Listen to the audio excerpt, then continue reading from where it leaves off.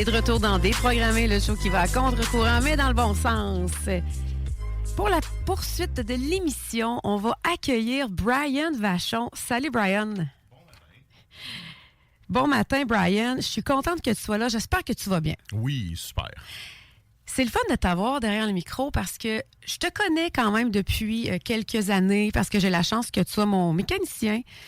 Et la première chose que je t'ai dit, je pense que ça avait été assez... j'avais été assez direct parce que je me suis dit, là, moi, là, mon père, il est pas là. J'ai pas de chum, puis je veux pas me faire avoir. Puis je me rappelle, qu'est-ce que tu m'avais dit? Moi, Priscilla, là, mais que je te croise à l'épicerie, je serais pas gênée de te voir. Non, exactement.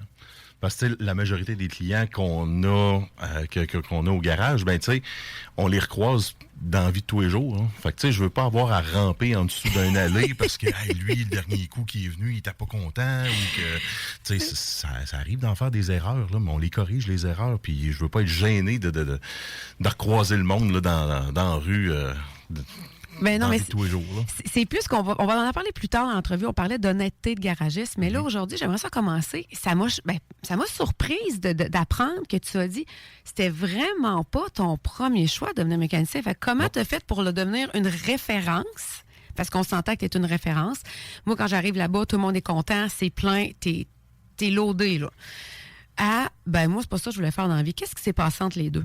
Ben, ce qui est drôle, parce que mon premier choix de carrière, c'était technique policière. Je voulais m'en aller en technique policière. Puis au secondaire, secondaire 5, ça allait bien les études puis tout. J'avais une moyenne générale au-dessus de 80, mais pas encore assez forte pour être accepté en TP. Puis par après, je me suis dit, on va aller en électronique. J'avais mon groupe de musique à l'époque. Donc, de faire de l'audio visuel, de la radio, des choses comme ça, c'est quelque chose qui m'intéressait. Puis... même encore là, j'ai peut-être étudié un an et demi là-dedans au cégep de Limoilou. Puis par après, ça marchait pas. C'était pas ce que je voulais non plus. Le groupe de musique, oui, ça allait bien, mais je sais pas, le choix de carrière, ça me rejoignait moins. Je me cherchais beaucoup. Fait que j'ai décidé d'aller dans un garage puis dire d'aller voir le propriétaire d'un garage à Québec puis dire je peux-tu juste travailler, voir de quoi ça a l'air la mécanique dans la vie de tous les jours. Puis il m'a dit oui, il n'y a pas de problème. Il m'a dit écoute, je vais t'engager, mais tu sais, on va voir un peu comment est-ce que tu te débrouilles puis tout. Puis moi je faisais du vélo, je faisais la mécanique de vélo un peu puis je connaissais pas rien. Mécanique automobile, j'étais zéro. Fait que j'avais même pas d'auto. J'avais 18-19 ans, j'avais pas d'auto. Ça venait pas de ton père? Non, du tout. Mon père, toute sa vie, était représentant dans le domaine électrique. Fait que ça a même pas de lien. Dans la famille, je suis le premier de la famille à m'intéresser à la mécanique automobile. Il y a un de mes cousins qui travaille aussi dans un autre garage, là, mais sérieusement, ça vient pas de la famille, rien de ça.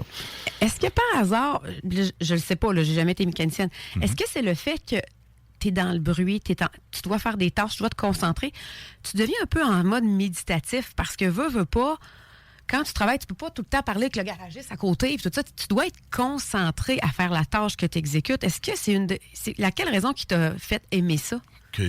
Côté mécanique comme tel, c'est peut-être la résolution de problèmes. Tu as un problème, on essaie de résoudre puis de trouver la solution pour venir à la meilleure solution. Dans le fond, trouver la meilleure solution pour régler le problème. Le diagnostic, c'était ton trip. Oui. Pas le diagnostic électronique. Ça a l'air niaiseux, non, mais je comprends. C'est drôle. T'étudies en électronique, mais rendu dans l'automobile, je voulais rien savoir de tout ce qui était diagnostic électronique. Moi, c'était vraiment mécanique. Oui, de l'électronique simple, OK, c'est correct, mais tu sais, d'aller vraiment jouer, avec un oscilloscope, aller chercher vraiment du diagnostic vraiment avancé, c'est pas quelque chose qui m'intéressait tant que ça pour me casser la tête là, rester concentré pendant longtemps. Puis non, c'est quelque chose ça m'intéressait moins. Ça a l'air drôle, je sais pas pourquoi, mais en tout cas, ça m'intéressait moins. C'était vraiment la résolution de problèmes. Puis dans la vraie mécanique. La mécanique, ouais.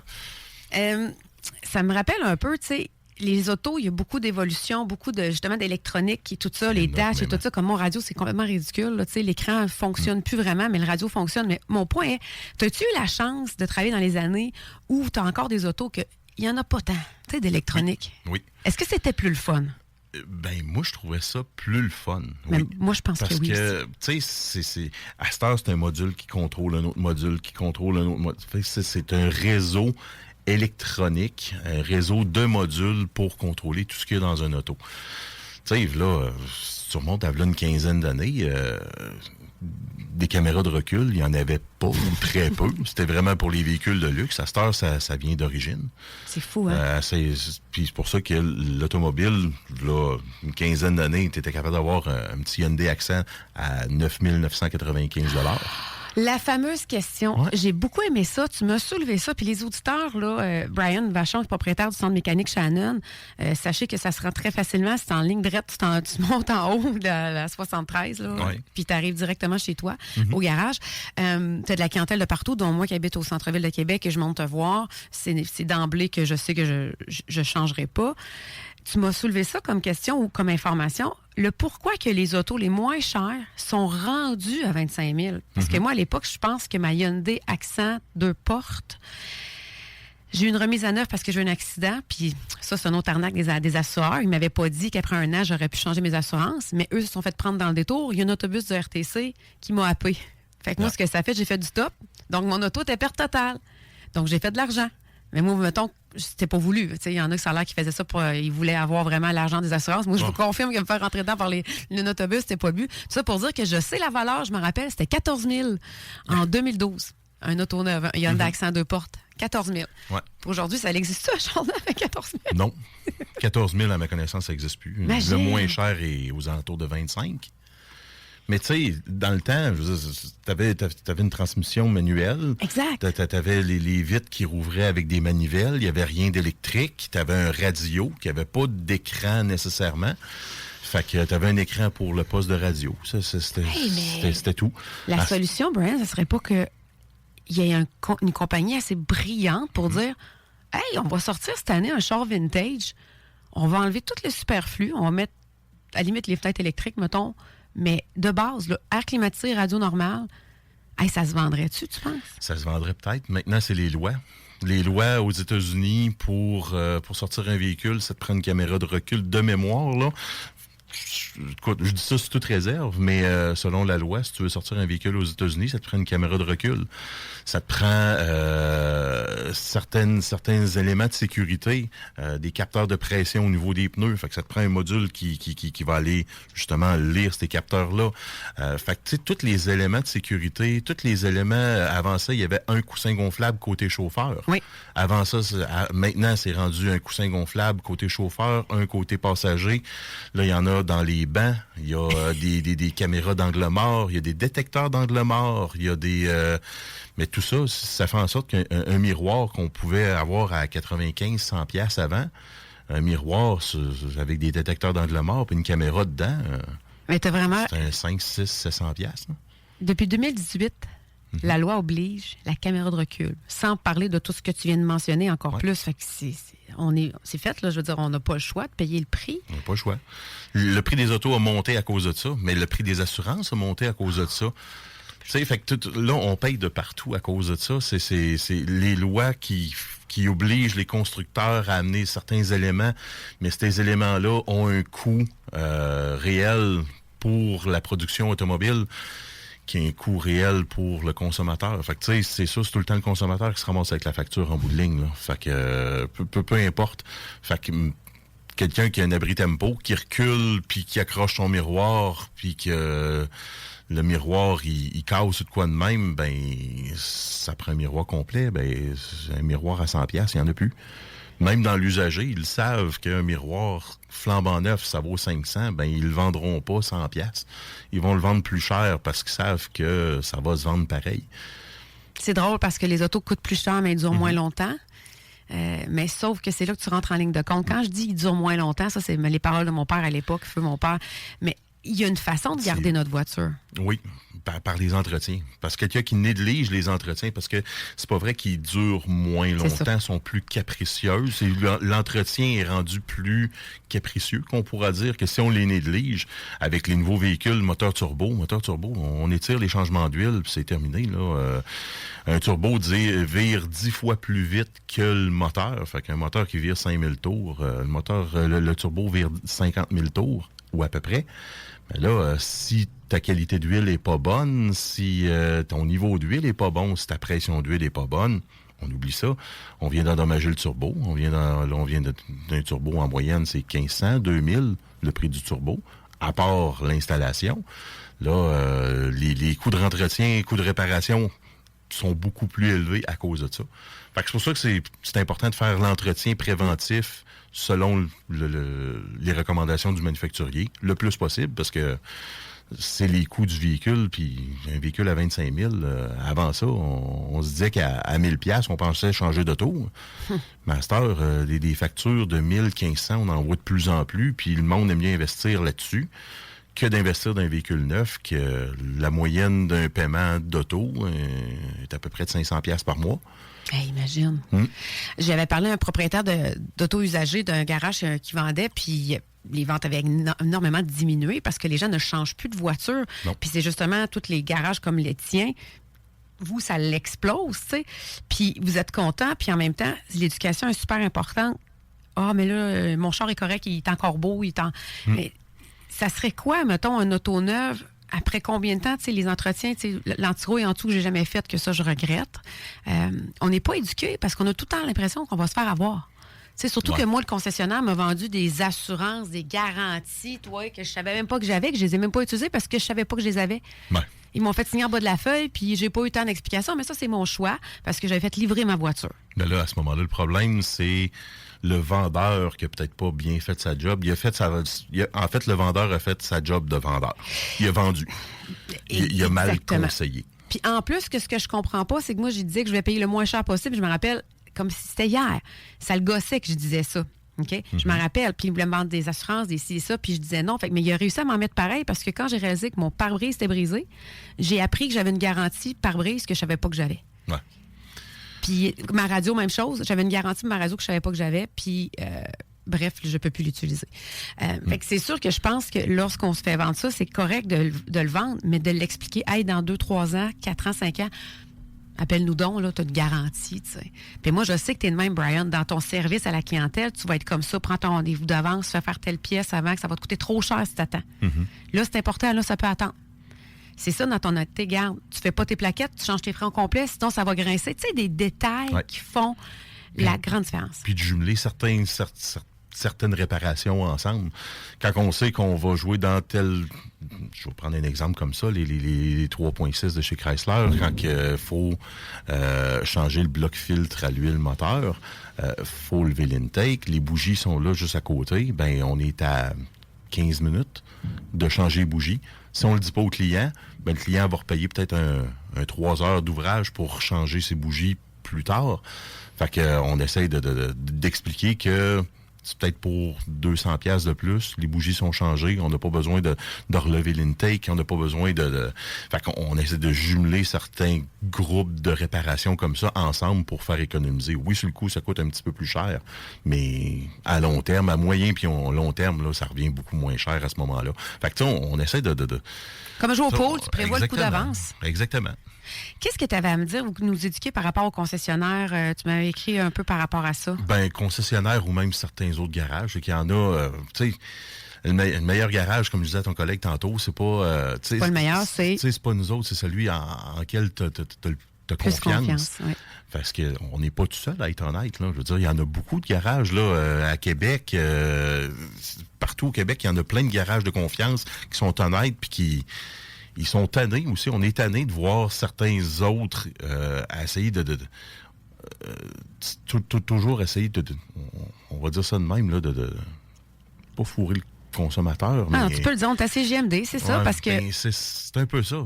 On envoie combien de clients au garage? Hey, je suis allé faire mon inspection, ils ont changé mes pneus, mes breaks sont finis, ils disent, pourrais-tu me les changer? Oui, on prend rendez-vous, tout, on enlève les roues. OK, c'est parce que c'est lesquels qui sont à faire. Parce que c'est usé à moitié. Il y en a qui sont payés à commission, puis s'ils réussissent pas à vendre la job, ben leur salaire au bout de la semaine est moins élevé. Mais nous autres, on n'est pas à commission. Là. On travaille à l'heure, puis j'aime mieux refuser une job de mécanique, dire non, c'est pas dû. On va faire d'autres choses sur ton véhicule qui est nécessaire avant de faire des choses qui sont pas nécessaires.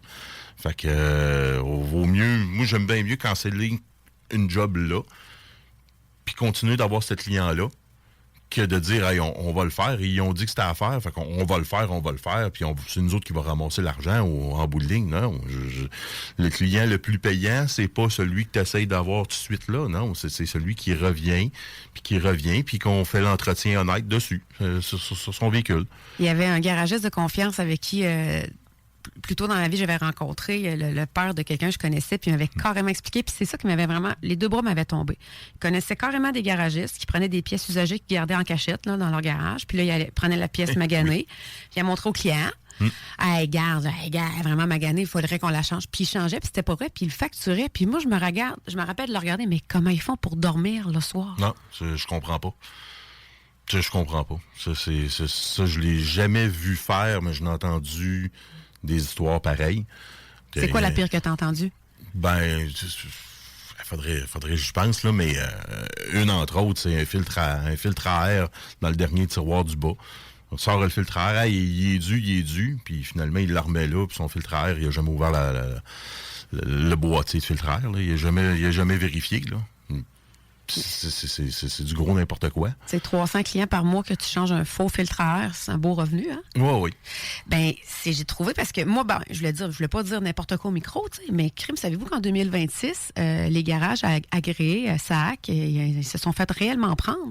Parce que moi, d'une autre information, je vais dire d'une autre ville, mettons, pas à Québec, là, des trucks d'Hydro-Québec rentrent dans le garage agréé pour faire les vérifications. Ils sont neuf, parce qu'ils n'ont pas le choix, c'est une loi. Même si c'est un camion neuf, pour être légal, tu dois aller te faire vérifier, je pense. Ben, ils changent des pièces. Puis Hydro, ils payent la facture. Puis le camion, il est neuf. Ça n'a pas de bon sens. Ça n'a pas de bon sens parce que c'est tout le monde qui paye ça en bout de ligne. Je veux dire, c'est tout ceux qui... Puis après ça, ben, on se demande pourquoi que ça coûte cher. Puis on se demande pourquoi on n'a pas confiance en notre garagiste. Ben, c'est un infime pourcentage. Puis dans la recherche qu'ils ont faite dans le scandale, c'est qu'ils ont trouvé que 3 garagistes sur 10 agréés ont accepté de désactiver l'antipollution au lieu de le changer parce que ça coûtait moins cher. Fait que, tu sais, c'est des petites magouilles comme ça, mais l'affaire d'Hydro-Québec, j'ai pas de preuves tangibles. J'ai juste quelqu'un qui m'a raconté l'histoire de ses yeux vus. Mais ça reste que c'est quand même assez grave. Oui. Puis eux autres, ils dorment la nuit, là. Ben oui, puis c'est pas les seuls, là. Ça, il y en a des histoires de même, il y en a, c'est incroyable, là. Puis, tu sais, moi, j'en reviens pas. J'en reviens pas. Tu sais, il y a encore la croyance du bon, ben c'est ça, les mécaniciens, c'est tous des crosseurs, puis blablabla, puis tout. Puis on se bat contre ça à tous les jours. Puis on se bat contre cette mentalité-là, faire changer la mentalité, mais il s'agit juste qu'il y en ait un qui vienne, puis qui viennent tous nous scraper ça en essayant d'avoir un client. En essayant de fourrer un client, ben regarde, il vient de scraper la réputation. Tu sais, la réputation est difficile à bâtir, mais facile à détruire. Puis, écoute, dans le milieu, en plus, je pense que la réputation est déjà, on dirait qu'on part avec une prise en partant. Fait que... c'est ça. On travaille fort pour garder la réputation élevée. Mais écoute, je pense que le dire que ça existe, ça fait de toi quelqu'un qui est encore plus de confiance parce que tu dis « Oh non, je connais pas ça, j'ai jamais entendu parler. » là, tu sais. Mais en même temps, tu sais, ça reste que c'est une confiance. Fait que moi, c'est pour ça que, pauvre toi, quand je t'ai rencontré, on m'avait référé à toi. T'es parti avec 2 prises, là, puis c'est carrément pour ça que je t'ai dit, moi, je veux pas me faire avoir, puis je sais pas quoi faire. Je connais rien. Ben, moi, je peux me faire tout passer, tu sais. Donc, c'est pour ça que je savais pas quoi dire, mais que j'ai dit ça sur la défensive. Puis à l'époque, je sais pas si vous vous rappelez, on n'a pas toujours eu Google Maps, OK? Puis à l'époque, il n'y avait pas Uber. Il y avait juste des taxis. Mais moi, le truc que je m'étais fait dire quand tu étais à Montréal, c'est dit, j'habite ici. Essaye pas de m'avoir. Parce que les taxis, là, aussi, quand tu n'étais pas dans ta ville, puis tu disais, je m'en vais à l'hôtel XYZ, écoute, ils pouvaient faire le détour qu'ils voulaient. On n'avait pas de carte, là, avec nous autres. On n'avait pas de map. Fait que moi, c'était un truc que je m'étais fait dire. Hey, en passant, j'habite ici, c'est juste, j'ai pas pris mon char. Puis comme ça, ben, j'avais l'impression de ne pas me faire avoir avec le trajet de taxi. Mais ça aussi, c'est fou, pareil. Tourne 4 fois autour du pâté de maison avant de se rendre. Ouais, c'est ça, faire grimper le compteur un peu. T'habites, ton garage est situé à Shannon. Fait que t'habites dans une place où il y a une vie d'activité très différente. Tu vis avec les militaires. Fait qu'il y a deux énergies. Des fois, c'est plus tranquille, des fois, c'est plus occupé. Oui. Et par rapport à ça, tu me dis que tu t'occupes de leur voiture. Oui, en fait, les militaires qui sont partis en mission, qui désirent faire entreposer leurs véhicules, nous autres, on fait affaire avec Entreposage de Relais de Picard. Fait que eux autres, ils sont chargés d'entreposer les véhicules. Mais avant de les mettre en l'entrepôt, nous autres, ce qu'on fait, c'est qu'on fait une pré-inspection pour vérifier, voir s'il n'y a pas des troubles mécaniques à régler avant que le militaire revienne de mission puis qu'il soit obligé de s'en occuper par après à son retour de mission. Fait que nous autres, on fait une pré-inspection de chaque véhicule qui rentre en entrepôt. On contacte le client. Et dire, écoute, on a trouvé telle chose, aimerais-tu est-ce qu'on le fasse avant que tu reviennes de mission? S'il dit oui, pas de problème, ben là, à ce moment-là, on s'assure, on se coordonne, puis on s'assure que toutes les choses sont faites sur l'auto. Puis quand il revient, ben, tout ce qu'il a à faire, c'est mettre la clé dans le contact, puis il s'en allait avec ça, puis il se casse plus la tête. Tandis que si jamais il revient puis son auto il est parqué dans le cours chez eux depuis 6 mois de temps, ça se peut premièrement, il partira plus. Deuxièmement, il va avoir des problèmes de frein, il va avoir rouillé, ça va être collé, ça se peut que ça y prenne un remorquage. Là, quand il revient de mission, lui, ce qu'il veut, c'est décompresser. Là. Il y a d'autres choses à gérer que. Fait que c'est pour ça que c'est un service de plus qu'on offre là, pour. C'est un clan en main, puis éviter les casse-têtes. Il revient, puis... Bien, justement, mettons pour quelqu'un qui dit, ben là, moi, je suis pas militaire, c'est pas ça, mais souvent, je pars pour le travail ou j'ai des longues vacances. Si je pars, mettons, 3 semaines. 3 semaines l'hiver, 3 semaines l'été, on fait quoi qu'une voiture? Si on doit quitter, on n'a pas vraiment personne pour s'occuper de la voiture. Y a-t-il des astuces? Y a-t-il des choses à ne pas faire? À ne pas faire, peut-être pas. Mettre le frein à main. Si on met pas le frein à main pendant 3 semaines de temps, ça se peut qu'il reste collé. Ça, on a vu beaucoup de cas comme ça. 3 semaines, c'est pas si long. Si c'est un 6 mois, idéalement de le faire entreposer à l'intérieur, d'une place où la température va être contrôlée à ce moment-là, où la batterie est sur la charge. Ou carrément débrancher la batterie, parce que dans les autos, il y a toujours plein d'ordinateurs qui, pour leur mémoire, va venir utiliser la batterie à ce moment-là, puis ils vont la décharger tranquillement, pas vite. Fait que oui, il y a certaines choses là à faire avant mettons, d'entreposer son véhicule pendant quelques mois. 3 semaines, c'est pas si long que ça. Fait que il y a pas tant de choses que ça à faire là, à ce moment-là, mais ça se peut que il y ait de la rouille de surface au niveau des freins. Fait que les premiers freinages, qu'il y ait du bruit ou ça faisait ça. Moi, juste 3 jours au lac, là, à l'époque, là, quand j'avais ma maison à Fossambeau, là, c'est ça, j'avais pas d'asphalte. Hein? L'humidité. Fait que c'est ça. On peut pas faire grand-chose contre l'humidité. On peut pas faire grand-chose. C'est ça. À part d'entreposer ou de le parquer dans un garage, là. Mais sinon, avant de prendre la route, une bonne inspection. Mais pas la semaine avant de partir. Tu sais, on en voit tellement là, partir en vacances là, durant les 2 semaines de la construction, puis ils prennent rendez-vous la semaine juste avant de partir en vacances, mais ils ont une panoplie de choses à faire sur leur auto, puis des fois, on est surbooké un peu, puis on n'a pas le temps de tout faire. Fait que peut-être se prévoir quelques semaines avant de partir en vacances, dire, 2-3 semaines avant, je vais prendre mon rendez-vous là. Si jamais il y a beaucoup de choses à faire, je vais avoir le temps de les faire ou de les faire avant de partir en vacances.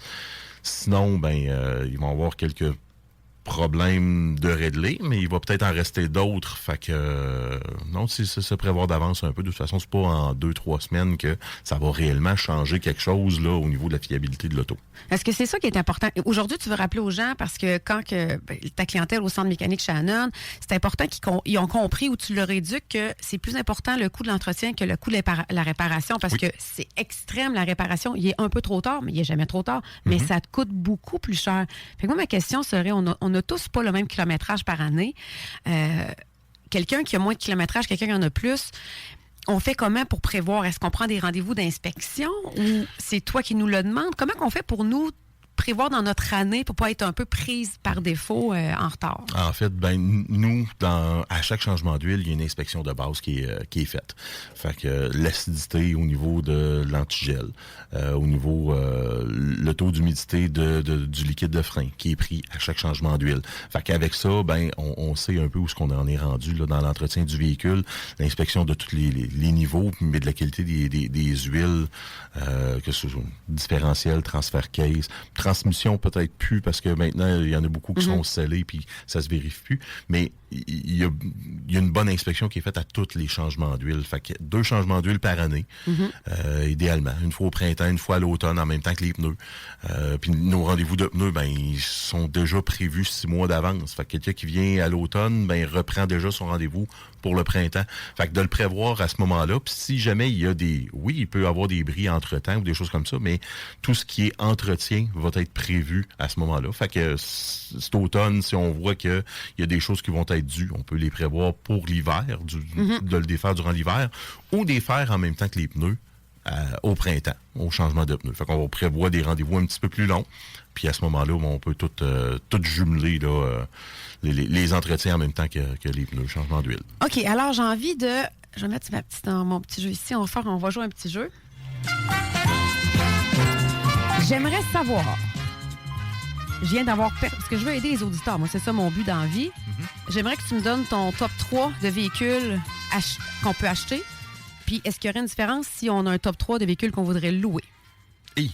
C'est quoi tes coups de cœur? Mais j'ai fait 2 catégories, mais ça peut être juste une, finalement. Si ça fait pas de sens, il n'y a pas de différence parce que il y en a qui louent à cause des entreprises. Ouais, moi, j'ai racheté ma location, j'ai-tu bien fait? C'est tout ça. En fait, c'est dur à répondre parce que ça dépend des besoins de chacun. Okay. Je pense meilleur véhicule qu'on peut... un véhicule 4 portes. 4 portes. C'est RAV4. Mon choix numéro 1, RAV4. C'est pas un pick-up, ça? Non, c'est un Toyota RAV4, c'est un petit SUV. Comme le mien, mais c'est RAV4. Oui, c'est ça. La Toyota, puis c'est vrai que moi, de ce que j'ai été enseigné par mon père et ma grand-mère, les Corolla. Fait que c'est Toyota. Corolla, c'était hyper fiable aussi. C'était? C'est plus, ça existe en plus? En fait, faudrait jouer parce que les Corolla IM existent. Corolla standard, je crois que ça n'existe plus. Tabarouette que ça va vite. Puis, est-ce que c'est vrai qu'Hyundai s'est rendu mieux que c'était? Oui. C'est fou, pareil, hein? Oui. Fait que tout ce qui est véhicule à essence, du côté de Hyundai, c'est certain que c'est quand même relativement fiable. Des entretiens préventifs, peut-être un petit peu plus... il y a un petit peu plus d'entretien au fil du temps, mais que mettons, Toyota ou des choses comme ça. Okay. Mais honnêtement, là, c'est rendu... C'est très, très fiable aussi. Bon, OK. Fait que là, on veut un top 3 ou même tu peux aller à 5 si tu veux. Fait que là, tu as dit RAV4 en premier. Oui, ça, c'est mon choix numéro 1. Deuxième choix. Tout ce qui n'est pas turbo. C'est un peu niaiseux, mais le moteur turbo, tout le monde est arrivé sur le marché avec des moteurs turbo en même temps, puis on dirait que c'est de moins en moins fiable. Est-ce que c'est les gens qui font moins bien leur entretien? Là, j'ai de la misère à le dire, mais mettons, on peut y aller avec un pick-up. Ça chamaille. Les Ford, ils prêchent pour Ford. Les Dodge, ils prêchent pour Dodge. Chevrolet, c'est qui? Ils ont tous leurs troubles. Ils ont tous leurs petits troubles. Ah! Oui, tu sais, il n'y en a pas un de parfait. OK, mais là, je te force, parce que là, je veux qu'on fasse un décompte. Alors là, on a dit RAV4 numéro 1. Ouais. Deuxième, tu as dit... Un Tacoma, mettons. Moi, j'aime bien Tacoma. Ah, tu vois, je m'attendais pas à ça. Un autre Toyota, ouais. Ah, Toyota. Ben, Toyota sont forts. Oui. Mais j'irai pas dans le Tundra, par exemple. Ils ont des problèmes de moteur. Fait que, c'est important, ça. Je n'irai pas dans le Tundra nécessairement. Dans les pick-up pleine grandeur, écoute, j'haïs pas Dodge Ram. C'est ça, moi, c'est ça qui me donne en tête. Me semble on les voit beaucoup, les Dodge Ram. Dodge Ram, honnêtement, dans la série 1500, ça va super bien. Les autres séries 2500 aussi, mais moteur diesel surtout. J'ai longtemps aimé le pick-up GM, mais là, ils ont eu des problèmes de transmission. Fait que on dirait qu'on est comme plus sûr. On dirait que ceux qui ont le moins de gros troubles, Ram. Ah, c'est intéressant. Bearing de roue cardan, c'est à peu près tout. Là. Des petits problèmes par-ci par-là, mais rien de majeur nécessairement là, à ce moment-là. Sinon, dans l'automobile, bon, mettons qu'on y va dans l'usager Toyota Corolla, ça c'est certain que ça c'est un coup de cœur, c'est plate à chauffer en maudit, mais quand on met jamais une scène là-dessus, là, c'est super fiable. Un auto que j'ai aimé conduire, j'étais allée au Texas, puis j'ai eu une location de voiture, puis je suis tombée sur une auto neuve. Et d'ailleurs, j'ai salué parce qu'il ne parle pas français, là, mais écoute, la première chose que j'ai fait, je me suis trompée d'hôtel, puis en me parquant à un mauvais hôtel, j'ai accroché les pneus du Jeep à côté parce que là-bas, tout est oversize. Oui. Le short est neuf, il était blanc. Fait que là, j'étais allée sur Internet. J'ai trouvé que l'alcool à friction, ça l'enlevait le noir. Oui. Fait que j'ai comme nettoyé, puis il n'était pas endommagé. Hey, j'ai eu peur. Finalement, ils n'ont rien vu, ils m'ont rien dit. Mais tout ça pour dire que j'ai adoré conduire la Nissan Altima. Oui. Ah, mais c'était un peu long du devant, là. Je me sentais dans une Saturne, là. Oui, c'est vrai que c'est long, mais ça porte bien. Ça porte bien. L'insonorisation chez Nissan, c'est vraiment, vraiment bon. Ah, fait que le confort dans la voiture, c'est ça que tu ressens. Tout, oui, sérieusement, là, chez Nissan, ça, ils l'ont. OK. Et des fois que tu vas aller, mettons, dans du Honda ou même Toyota ont de la misère un peu avec l'insonorisation, c'est sûr qu'ils veulent. Les constructeurs ont comme un budget à respecter, qu'on pourra dire. Fait que il faut qu'ils coupent à quelque part. Fait que chez Nissan, ben, ils ont misé sur le confort de l'habitacle. Fait que. D'ailleurs, tu n'as pas nommé Honda. Est-ce qu'il serait dans ton top 5? Oui, peut-être Honda Pilote, mais ce que je trouve plate, c'est qu'ils ont encore des timing belts. Fait que, oui, OK, ça peut être payant au niveau des garages, changer une timing belt aux 160 000 km. Mais de connaissance, là, sérieusement, des V6 à timing belt, c'est pas mal les derniers à les avoir. Il y en a peut-être d'autres sur le marché, là, mais c'est bien, bien rare. Fait que. J'ai déjà eu à changer ça, d'ailleurs. C'est quoi ta voiture de rêve? Et là, vous ne m'aimerez pas. Ah, ouais. Hummer H1. Pas électrique, toujours? Non, version militaire. Pourquoi qu'il arrive ça? Mais pourquoi qu'on t'aimera pas? Je comprends pas. Ça doit boire à peu près du 30 litres au 100 km. Le maximum, tu peux aller avec ça, c'est 100 km/h. Ouais. La version militaire. La version militaire, c'est plus lourd. C'est comme. Le gros Hummer, là. Ouais. C'est très, très gros. Ça doit avoir 8 pieds de large. C'est comme un autobus. C'est comme chauffer un autobus. C'est soit ça ou bien j'ai longtemps tripé sur les wow, c'est beau par exemple. K5500, tu sais, les GMC K5500. C'est comme une remorque. C'est comme un camion remorque, mais version pick-up. Fait que c'est ça. Je savais pas que ça existait, ça. C'est vraiment. Ça ressemble à un autobus. Non, ça peut. C'est un peu ça, là. Mais là, OK, on dirait un vieux camion de pompier. Ouais. Un K5500, un Kodiak. Je sais pas ce que j'ai googlé, je vois rien. Oui, c'est ça. Exactement. Les K5500 sont 4 roues motrices, roue double en arrière. Des fois roue simple, là, mais ouais. Le seul que je vois, c'est un 1972, là, on dirait. Là. Non, ben il y en a des plus récents, là, mais ouais, non, c'est quelque chose de gros. C'est quelque chose de gros. De diesel, idéalement. 4 roues motrices. On voit ça où? Qui a ça en ce moment? Pas grand monde. Pas grand monde. Souvent, ça va être du monde qui ont des trailers ou des grosses remorques à tirer, là, des genres de fifth wheel ou quoi, même des gros trailers, tu sais. OK. Fait que c'est plus un devant c'est un gros devant de troc, mais qu'il y en a qui modifient, mettent une boîte de pick-up en arrière, puis c'est gros. J'aimerais que tu nous aides aussi. Ton top des vrais autos de luxe qui sont des vrais autos de luxe. Parce que j'avais entendu que des Mercedes, pas des moteurs Mercedes en dessous du capot. Il y a comme un peu de. Oh boy.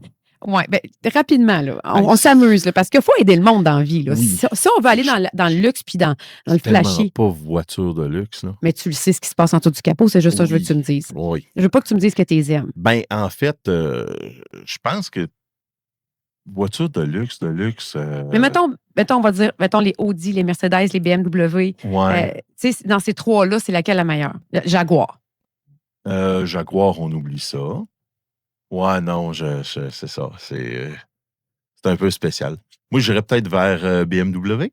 OK, parfait. Honnêtement, là, les gros modèles de BMW, là, ça, oui. Okay. Ça, j'irais plus vers ça. C'est sûr qu'on n'en a pas énormément. Tu sais, tout ce qui est véhicule européen, Corvette. Oh, ouais. Corvette, ça, c'est un investissement, Corvette. C'est un bon rendement, je pense, parce que ça se revend très bien. Oui, puis tu sais, c'est un véhicule super sport qui se compare, admettons, au Ferrari ou des choses comme ça, là, mais à un prix beaucoup plus abordable. Enfin, moi, je serais du style à aller vers une Corvette. Ben, c'est. Mais véhicule de luxe, là, Ouais. honnêtement, je sais pas. Je sais pas. BMW, ouais, j'irais peut-être vers ça. Ben, merci, parce que c'est important de savoir par un professionnel vers des fois, parce que si tu vas voir un garage BM, il va dire que c'est BM. Si tu vas voir Mercedes, il va dire que c'est Mercedes. Ouais. C'est ça qui est important. Fait que Brian de Centre mécanique Shannon, numéro de téléphone? 88 844 2004. Je vais devoir te réinviter parce qu'on n'a même pas eu le temps de parler de ta carrière de musicien. Non. Mais ça, regarde, il va falloir que tu trouves du temps de venir me voir dans le show du retour parce que je veux en entendre plus, puis on est encore à travailler de trouver des extraits. Ben, ça va me faire plaisir. Vous avez entendu Brian Vachon, le propriétaire du centre mécanique à Shannon. Un homme bien sympathique en qui tu peux avoir confiance. Je suis bien contente de l'avoir reçu. Reste avec nous. Au retour de la pause, nous allons avoir Marie-Josée Bertrand de la Maison de l'enfance